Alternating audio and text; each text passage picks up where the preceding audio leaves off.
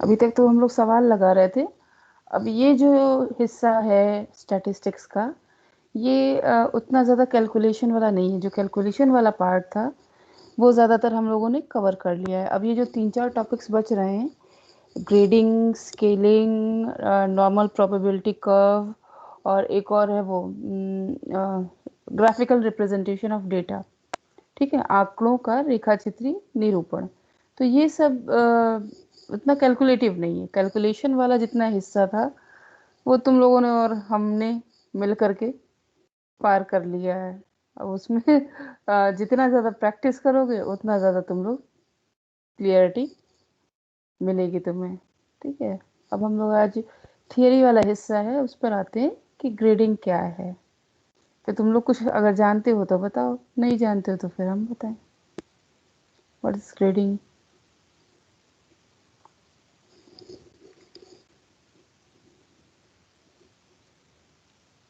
अरे ग्रेड कहीं देखा है ये तो बताओ कम से कम। ग्रेड का मतलब क्या होता है? हाँ बताओ। Hello ma'am. हाँ बताइए। मैम वो नंबर जो मिलते हैं उनको कायदा जैसे A B C D इस तरह प्रकार से बांट देते हैं कि हाँ हाँ। इसको कितने नंबर है, ग्रेडेड वाले उससे नीचे, सी वाले one B hmm. Two ma'am ऐसे। हाँ ठीक है। तो जो हम लोग मूल्यांकन करते हैं, मूल्यांकन में जो हम लोग देते हैं अंक, तो अंकों को ही हम जब ग्रेडिंग करते हैं तो ग्रेडिंग में क्या करते हैं, उन मार्क्स को हम लोग चेंज कर देते हैं कुछ क्वांटिटेटिव क्वालिटेटिव उसको गुणात्मक आंकड़ों के रूप में चेंज कर देते हैं। जैसे अगर मान लो हम 100 नंबर का पेपर दे रहे हैं, ठीक है, तो 100 नंबर के पेपर में अगर हम नंबर देंगे तो वहाँ पर क्या है कि 0 से लेकर 100 तक हम मार्क्स दे सकते हैं बच्चे को। तो ये जो स्केल है वो है 101 पॉइंट पर, कि 1 भी मिल सकता है, 10 भी मिल सकता है, 50 भी मिल सकता है, 80 भी मिल सकता है, और 100 भी मिल सकता है।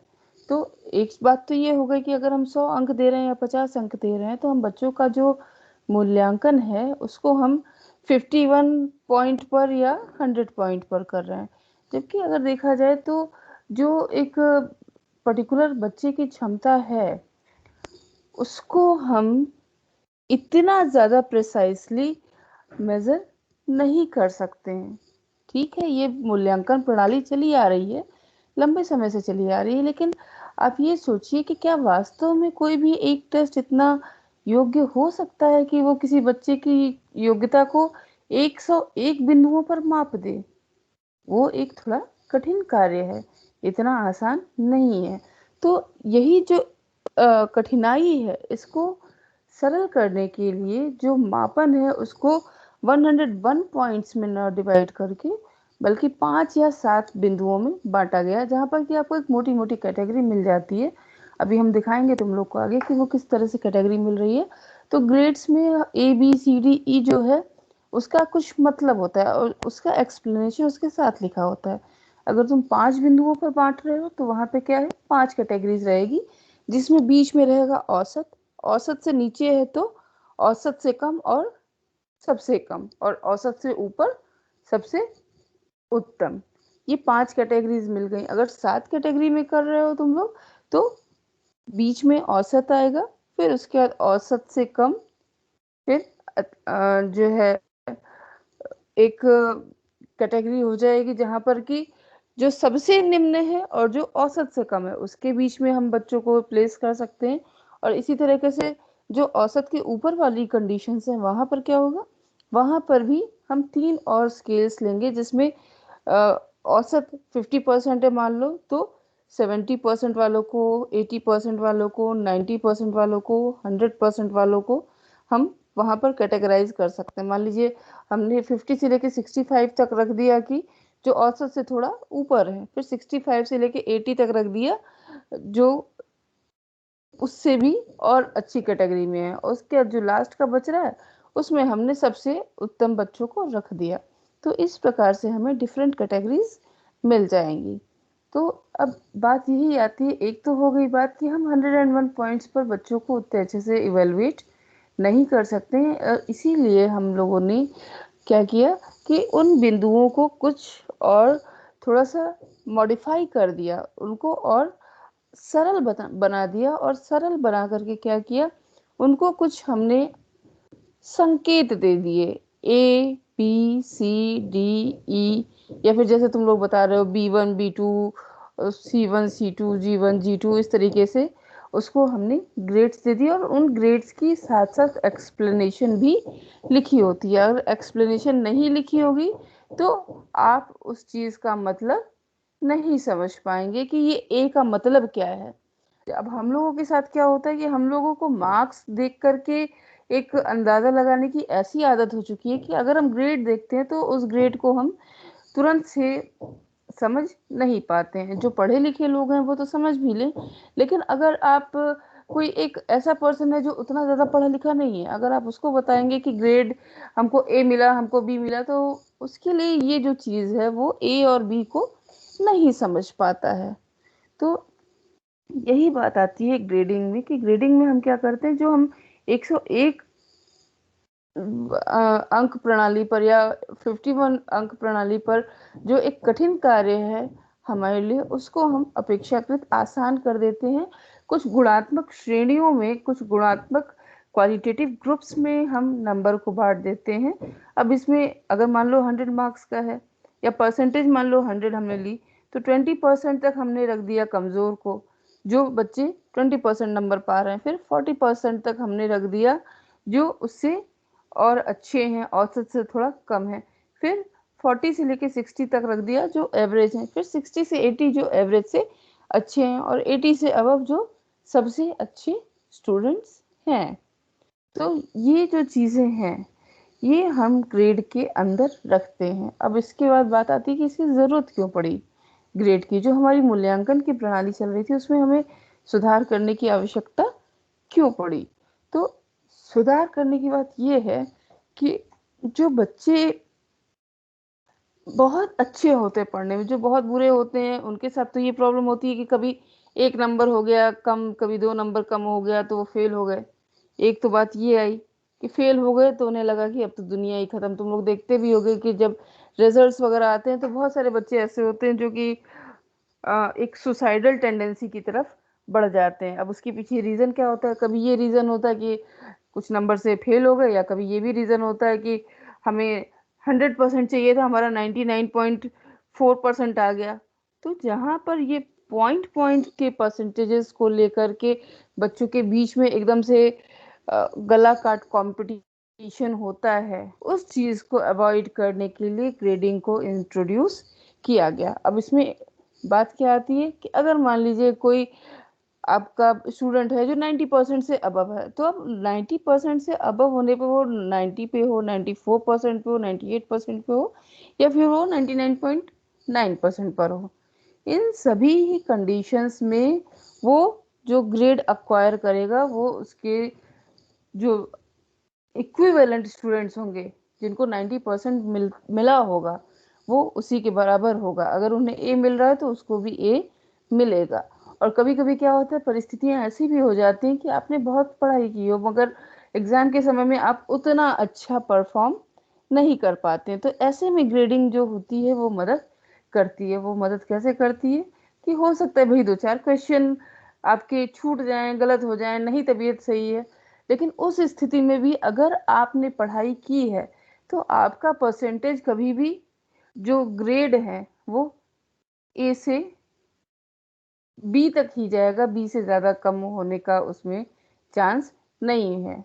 और वो भी अगर अच्छे से प्रैक्टिस किया है तो ए से नीचे नहीं आएगा। अब वहाँ पे पॉइंट में परसेंटेज वाली बात आपकी नहीं रह जाती कि हमें 94 मिला कि हम उसको 90 मिला कि उसको 95 मिला, ये सब चीज़ें वहाँ पर पीछे हो जाती हैं। तो ये है ग्रेडिंग का एक मोटा मोटा कॉन्सेप्ट, और ये चीज़ कि उससे हमें मदद क्या मिलती है। तो हमने तुम्हें अभी तक ये बताया कि हम ग्रेडिंग को हमने इसलिए इंट्रोड्यूस किया जिससे कि बच्चों के अंदर जो एक सुसाइडल टेंडेंसी है, आत्महत्या की बढ़ती हुई प्रवृत्ति की, 1 नंबर 2 नंबर से फेल हुए तो सुसाइड कर लिया, या फिर किसी का नंबर हमसे ज़्यादा आ गया या हमने उम्मीद की थी कि हमें इतना मिल जाएगा, हमें उतना नहीं मिल पाया तो हमने सुसाइड कर लिया। तो ये जो चीज़ें हैं, इन चीज़ों से अच्छा एक एग्ज़ाम का टेंशन भी होता है, प्रेशर भी होता है। अगर आपको ये पता है कि चलिए ठीक है 2 नंबर 4 नंबर कम होगा तब भी हमको ग्रेड जो है वो बहुत उस पे फ़र्क पड़ने वाला नहीं है। तो आपके ऊपर उतना प्रेशर नहीं होता है कि आप पूरा-पूरा एकदम से जी जान लगा कर के उसमें जूझ जाएँ। जी जान लगा के जूझना चाहिए, एक-एक नंबर के लिए जूझना चाहिए, लेकिन इतना प्रेशर ना लीजिए कि आपकी नॉर्मल लाइफ जो है वो डिस्टर्ब हो जाए। बिकॉज़ पढ़ाई जो है वो लाइफ का एक हिस्सा है, ये पूरी लाइफ नहीं है। तो अगर कोई बच्चा सिर्फ और सिर्फ पढ़ाई के कारण से इतना ज़्यादा दबाव महसूस कर रहा है कि वो अपनी नॉर्मल लाइफ को कहीं पीछे छोड़ दे रहा है, तो ये कहीं से भी न तो उस बच्चे के लिए ठीक कही जा सकती है और न ही हमारे एजुकेशन सिस्टम के लिए ठीक कही जा सकती है। तो इसी चीज़ को ओवरकम करने के लिए, इसी से बचाव करने के लिए ग्रेडिंग को इंट्रोड्यूस किया गया। अब तुम लोग बताओ कि ये चीज़ समझ में आई या नहीं आई, या फिर इसमें कहीं कोई डाउट वगैरह है? समझ में आ रही है बात? Yes ma'am. और कोई और पॉइंट्स जो तुम लोग को समझ में आते हो, कुछ लगता है ग्रेडिंग से रिलेटेड? कुछ नहीं लगता?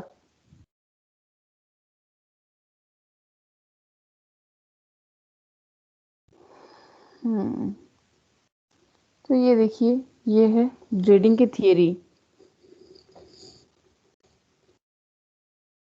सुन रहे हो ना सब? मुझे दिखाई नहीं दे रहा कोई भी? Yes ma'am. चलो ठीक है। Yes ma'am. हाँ, सुनते रहना केयरफुल होकर के।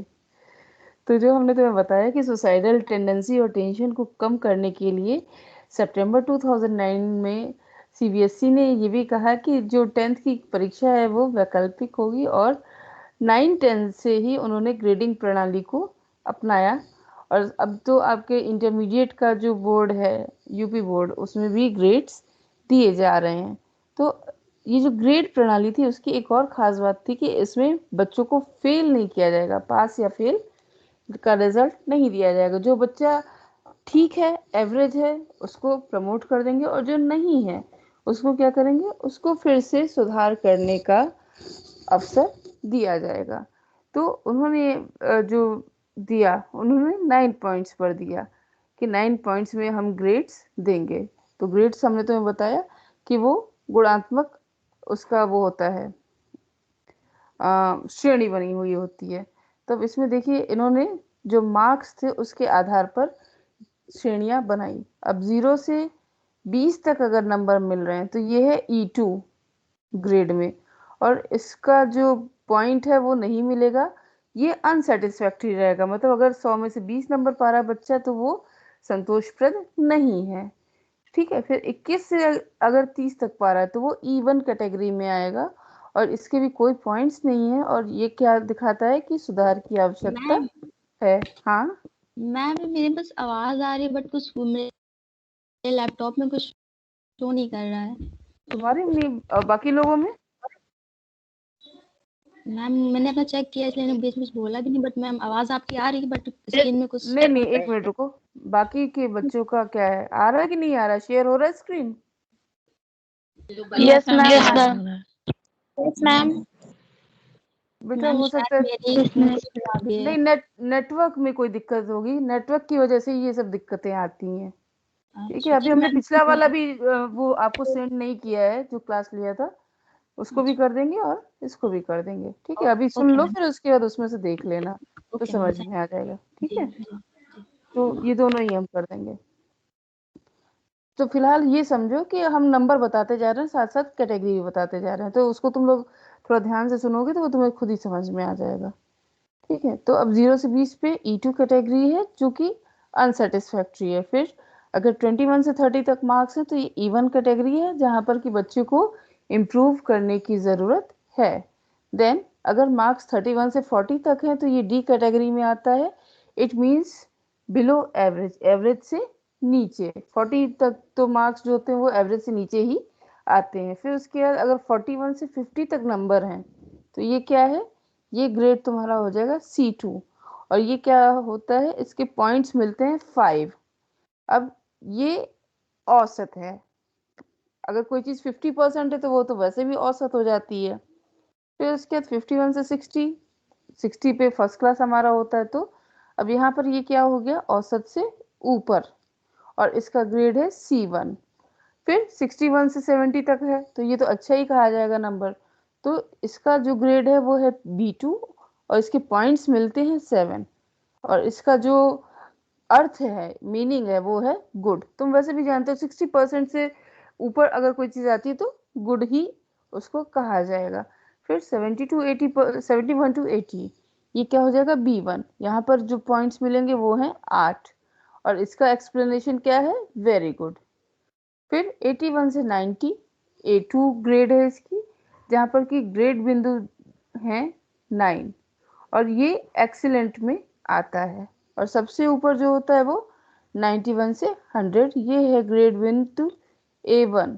A1 में क्या होता है, ग्रेड बिंदु 10 होते हैं, और ये जो है ये एक्सेप्शनल में आता है, जहाँ पर कि आप 91 से 100 मार्क्स तक स्कोर कर रहे हैं।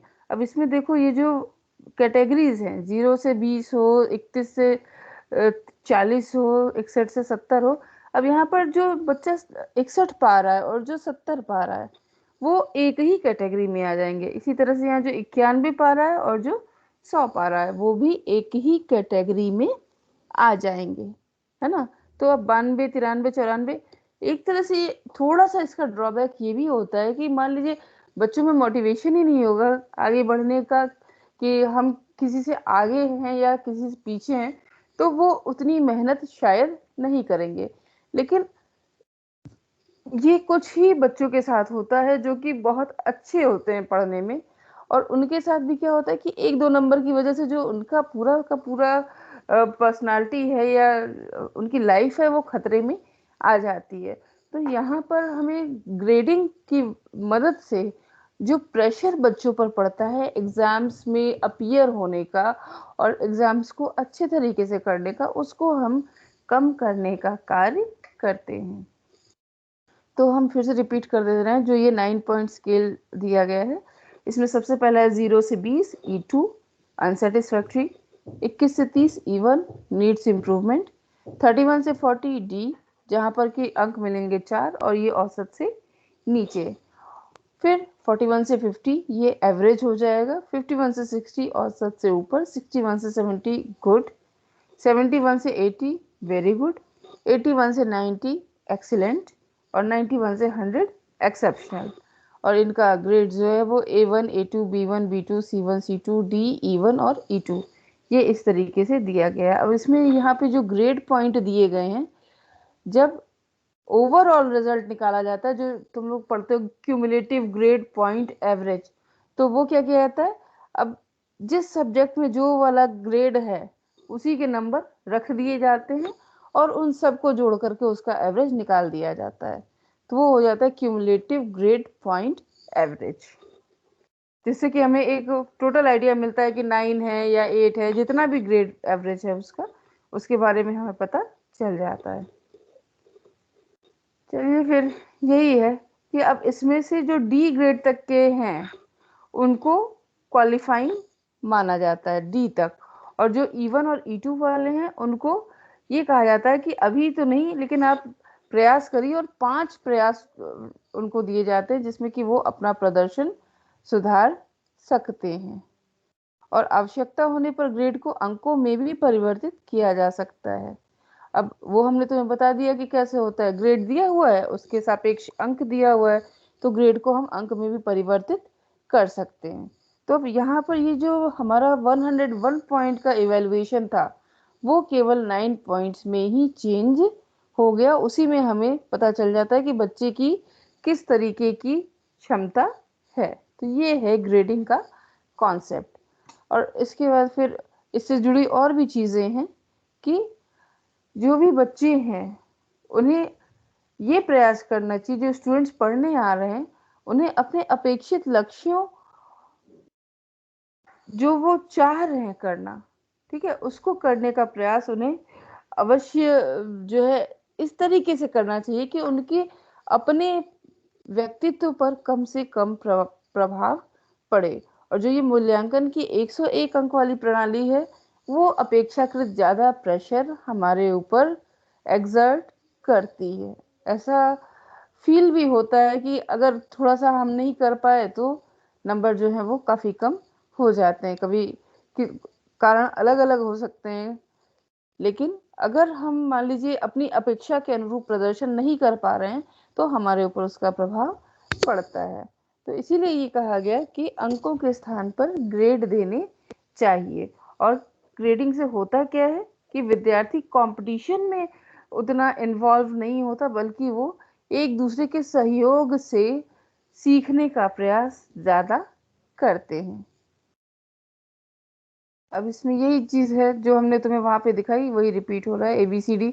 अगर हम चाहें तो इसको इस तरीके से भी अंक दे सकते हैं। अभी तुम्हारे यूनिवर्सिटी सिस्टम में लागू नहीं है, लेकिन अगर यहाँ पर भी लागू होगा तो जैसे CBSE ने एक उसके लिए क्राइटेरिया बना रखा है, उसी तरह से आपकी यूनिवर्सिटीज का जो एक रिजल्ट तैयार करने का डिपार्टमेंट होता है, एग्जामिनेशन का होता है, वो डिसाइड करेगा कि कितने को हम कितने ग्रेड को कितने अंक के बराबर मानेंगे।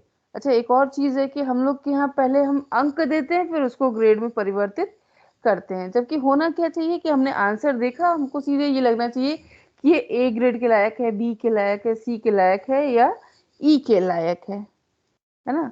तो यही चीज है कि जो अंक प्रणाली है उसके स्थान पर ग्रेड प्रणाली को अपनाने से हमें ये सारे जो ऐसी प्रॉब्लम्स हैं जिनको कि हम ग्रेड अपना करके दूर कर सकते हैं, उनको हम करने का प्रयास करते हैं। लेकिन फिर भी एक और ड्रॉबैक भी है, मैंने बताया कि हम ग्रेड के साथ उतने यूज टू नहीं है। हमें लगता है कि ये ग्रेड की मीनिंग क्या है, तो इन चीजों को समझने में थोड़ा सा समय लगता है। लेकिन जब समझ में आ जाता है कि हाँ ये क्या है, तो फिर उसमें आसानी होने लगती है, क्योंकि वहां पर आपको सीधे सीधे ABCDEFG इतने में ही ग्रेड दे देना है। जबकि नंबरिंग में आपको क्या है, सारे के सारे नंबर्स को पहले देना है, फिर जोड़ना है।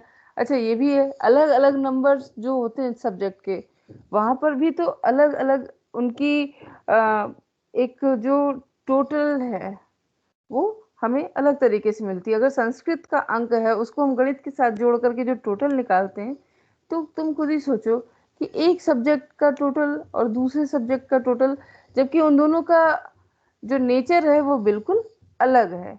तो ये चीज ग्रेडिंग में थोड़ा अंतर हो जाता है कि जो सब्जेक्ट में हम जितना परफॉर्म कर रहे हैं, जिस लेवल के हमारे आंसर्स हैं, उसी के अनुसार हमको उसमें ग्रेड दिया जाता है। ठीक है, तो जो ग्रेड होते हैं वो 101 बिंदु विभाजन के स्थान पर कम संख्या वाली कुछ गुणात्मक श्रेणियों में प्राप्तांकों को बांटती है। अब इसमें यही चीज है कि अगर हम 5 बिंदु ग्रेड पर करेंगे तो यहाँ पर क्या होगा, ABCDE, बीच में औसत आ जाएगा, इधर उससे अच्छा उत्तम, अबव एवरेज, और सबसे अच्छा आउटस्टैंडिंग। इधर क्या है, बिलो एवरेज, और जो सबसे नीचे वाला होगा वो अनसेटिस्फैक्ट्री हो जाएगा। हालांकि हाँ अनुत्तीर्ण लिखा है, लेकिन अनुत्तीर्ण नहीं, ये अनसेटिस्फैक्ट्री की जहाँ पर कि वो हम जो दिया गया है ग्रेड उसको हम संतोषप्रद नहीं मान सकते। तो ये 5 पॉइंट पर है। इसी तरीके से 9 पॉइंट का मैंने तुम्हें बताया। अब यहाँ पर देखो, जो हमने तुम्हें बताया क्यूमुलेटिव ग्रेड पॉइंट एवरेज वो कैसे निकलता है ना। तो इसके लिए हम क्या करते हैं, जैसे ये प्रश्न संख्या है 1 2 3 4 5 6 7 8, 8 प्रश्न है। अब इसमें ग्रेड दिए गए ABB, तो जो हमने तुम्हें पीछे चार्ट में दिखाया कि A के साथ 5 जुड़ा हुआ है, B के साथ 4 जुड़ा हुआ है, C के साथ 3 जुड़ा हुआ है, तो इसी तरह से हम ग्रेड बिंदु नीचे लिखते चले गए और इन सभी को जोड़ करके बटा 8 कर देंगे। 34 देखो जोड़ आया है, उसका बटा 8 कर देंगे तो हमको एक औसत संख्या मिल जाएगी। ठीक है, ये कितनी हो जाएगी, 4.25 यहाँ पर इस एग्जाम्पल के आधार पर आया है। तो ये क्यूमुलेटिव ग्रेड पॉइंट एवरेज होगा। और ये हमें एक अंक देता है, जिससे कि हमें ये पता चलता है कि क्या हमारा टोटल आउटपुट है, विद्यार्थी की ओवरऑल कंडीशन क्या है। तो ये इतनी चीजें हैं आपके ग्रेडिंग में। और ग्रेडिंग में ज्यादातर करके आपका शॉर्ट नोट ही आता है, तो उसमें आपको यही इतना बताना होगा कि ग्रेडिंग क्या है, ये कब से लागू हुआ, इसका क्या लाभ है, इससे हमें किस प्रकार से सहायता मिलती है। और एक दो छोटी छोटी चीजें और भी हैं कि हमें इससे क्या दिक्कत है। दिक्कत ये होती है कि हम सामान्यतः जिस मूल्यांकन प्रणाली के अभ्यस्त हैं, हम ग्रेडिंग में उसके उस स्वरूप को देख नहीं पाते हैं, और ये थोड़ा सा समझाना कठिन होता है। तो ये ग्रेडिंग का हमारा एक टॉपिक था जो कि कंप्लीट हुआ। ठीक है, अब नेक्स्ट जो हमारा क्लास रहेगा, अगर मान लीजिए कल हो जाता है, तो कल हम लोग पढ़ेंगे स्केलिंग। What is scaling. ठीक है, कोशिश करेंगे हम कि जो स्केलिंग है उसको बता करके, और